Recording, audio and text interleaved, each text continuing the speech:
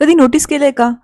कधी कधी आपण बोलता बोलता अचानक ब्लँक होऊन जातो आणि डोकं म्हणतं की वेट, मी काय बोलत होते? किंवा कॉफी पिऊन ब्रेन अजून पण फॉगीच वाटतो, जसं कॅफेन आज कामावरच नाही आले. किंवा फोन फक्त 2 सेकंड जरी हँग झाला, आपण त्याच्यावरती चिडतो, जसं फोन मुद्दामच हा ड्रामा करतोय फक्त आपल्याला इरिटेट करण्यासाठी. पण खरंच बोलायचं तर ही छोट्या छोट्या ग्लिचेस, चिडचिड आणि फॉगी मोमेंट्स रॅन्डम नसतात. हा तर आपला ब्रेन आपल्या खांद्यावर टॅप करून म्हणतोय, ऐका, मी खूप थकलो आहे. सायकोलॉजिस्ट यालाच कॉग्नेटिव्ह ओव्हरलोड म्हणता.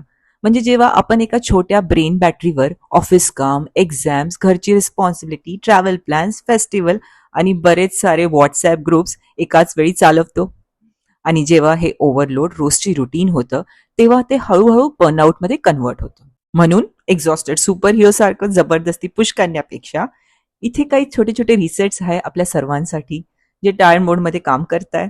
Number 1, sleep hygiene. म्हणजे छोटी छोटी सवयी ज्या आपल्याला नीट झोपायला मदत करतात, कारण डीप स्लीपमध्ये ब्रेन मेंटेनन्स मोडमध्ये जातो आणि आपल्याला रिसेट व्हायला मदत करतो.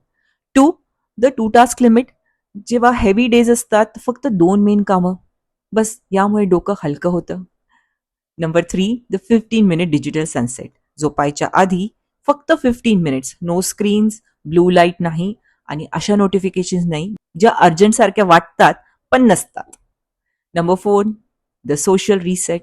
अशा लोकांसोबत वेळ घालवणे ज्यांच्यासोबत आपल्याला सेफ फील वाटतं. फ्रेंड्स, फॅमिली हा स्ट्रेस कमी करायला मदत करतं आणि ब्रेनला रिलॅक्स व्हायला सिग्नल देतं.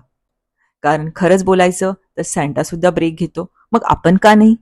तर मी आहे प्रियांका, एक सायकॉलॉजिस्ट, आणि हा माझा पहिला मराठी व्हिडिओ आहे. या चॅनलवर आपण मेंटल हेल्थबद्दल मराठीमध्ये सोप्या सरळ भाषेमध्ये समजून घेण्याचा प्रयत्न करत आहे. तर हा व्हिडिओ तुम्हाला रिलेटेबल वाटला असेल, किंवा तुम्हाला असं वाटलं असेल की हो, हे तर कोणी ऐकलंच पाहिजे, तर प्लीज तुमच्या फ्रेंड्स आणि फॅमिलीसोबत हे नक्की शेअर करा. वेलकम टू द ब्रेन चक्कर.